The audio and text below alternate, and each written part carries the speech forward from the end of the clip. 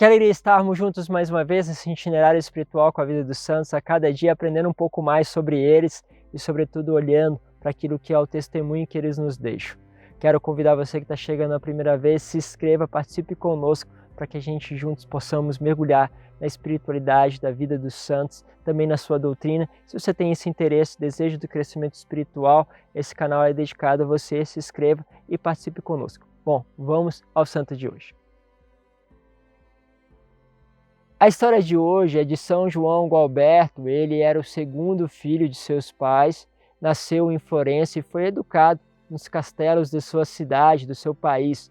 A mãe cuidou da sua parte cristã, dando ele formação, dando ele aprofundamento, mas o seu pai dedicou-se a se tornar ele, mais os seus irmãos, cavalheiros, e fez isso muito bem, tornando eles hábeis na palavra e também no manuseio de arma. Por isso defenderam com honra o patrimônio de toda a sua família.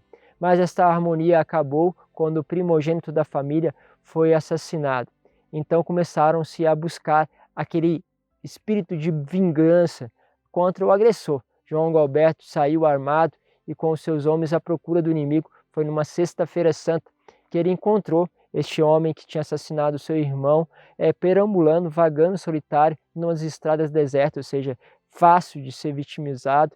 João Gualberto, então, o que ele faz? Empunhou a espada, foi imediatamente contra o seu adversário, que estava desarmado, e esse adversário, o que ele fez? Ele abriu os braços, caiu diante de São João, começou a clamar a ele clemência e perdão em nome de Jesus. E ouvindo aquele nome, que é familiar para ele, por causa da sua mãe, que assim o educou, João Gualberto jogou a espada, desceu do cavalo e abraçou fraternalmente o inimigo.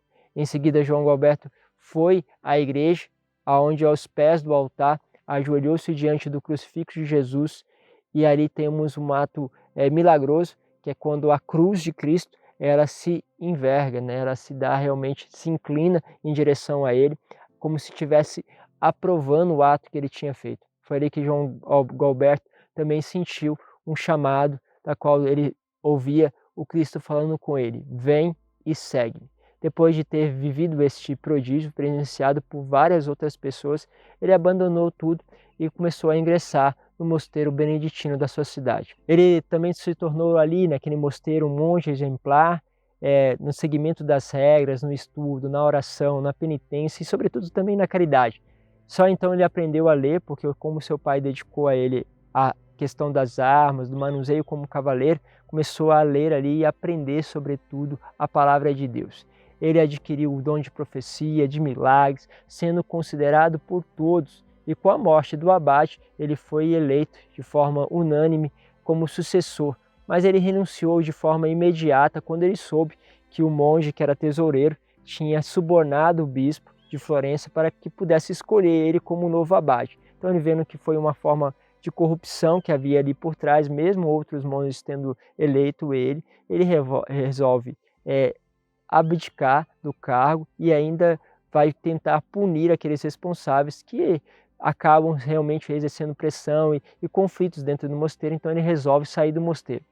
Assim ele deixa o mosteiro, vai para a floresta, ele fica numa casa rústica, pequenininha, né, e é seguido por outros monges.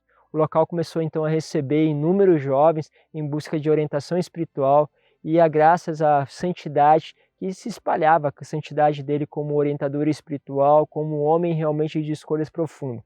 Ali ele começa uma nova congregação que vai se basear nas regras também de São Bento.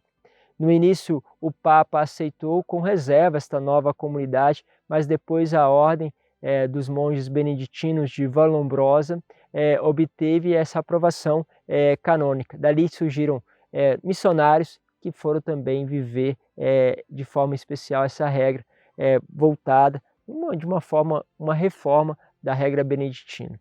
Primeiro eles começaram em Florença, depois eles foram se espalhando por várias outras cidades da Itália.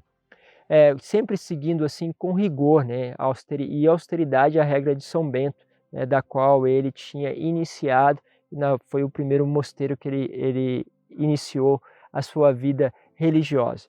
Ele implantou também um centro avançado de estudo, né, dentro da igreja, Isso era tão forte que muitas vezes vários bispos eram enviados para lá para estudarem, padres, porque trabalhavam de forma especial a dimensão do trabalho e da oração junto com os estudos. Ali eles reformaram toda uma estrutura monástica, também trabalharam na parte de reflorestamento e, de certa forma, fazendo com que tudo aquilo que era necessário para o mosteiro pudesse ser cultivado no local.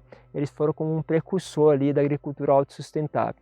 Ele foi considerado, portanto, como um herói do perdão, fundou outros mosteiros aonde ele depois morreu. No século seguinte, esses monges especializaram-se em botânica, sendo que assim foram convidados a fundar a cátedra de botânica na célebre Universidade da Pávia, né? Então, tudo isso vai mostrando este ímpeto, esse desejo de poder alcançar a todos, e esse trabalho agora conjunto aí com a natureza, que depois vai formar, de certa forma, um caminho. Ele vai ser mais tarde declarado padroeiro dos florestais, não é à toa, afinal de contas, ele suscita, através deste contato, do estudo, todo este aprofundamento, se tornando um ícone aí para nós de um caminho de perdão, de um caminho de desejo profundo, de vivência da radicalidade daquilo que é o Evangelho. Bom, isso fica para nós como uma luz. A palavra de Deus que nos ilumina, mas também o ato do perdão, o abraçar o Cristo crucificado, diante muitas vezes dos sentimentos que nós temos de vingança, sentimentos de inveja, de ciúmes, abraçar o outro, abraçar e encontrar Cristo no outro. Foi assim que ele se dedicou e entrou na vida religiosa. E também ouvimos esta voz, que em meio a todas as nossas coisas podemos ouvir Jesus dizendo: vem e segue. Pedimos esta graça ao Senhor e te espero amanhã para a vida de mais um santo. Em nome do Pai, do Filho e do Espírito Santo. Amém.